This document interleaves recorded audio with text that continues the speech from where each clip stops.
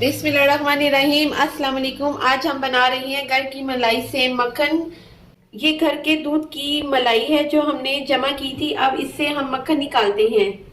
ये जग में थोड़ा सा पानी डालेंगे।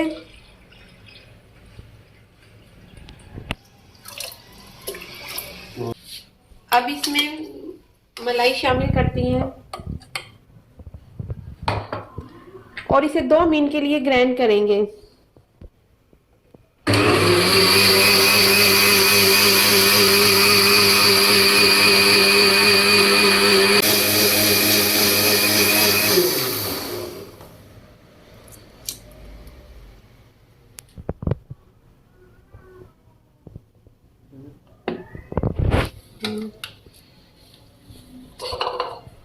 ये देखिए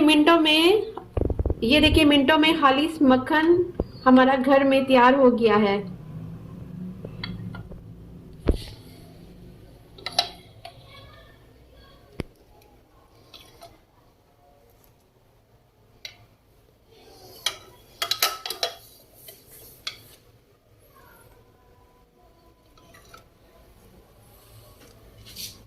घर की मलाई से आप मिनटों में मक्खन तैयार करें। ये देखिए हमारा कितना खालिस मक्खन ये तैयार हो गया है घर में मिनटों में।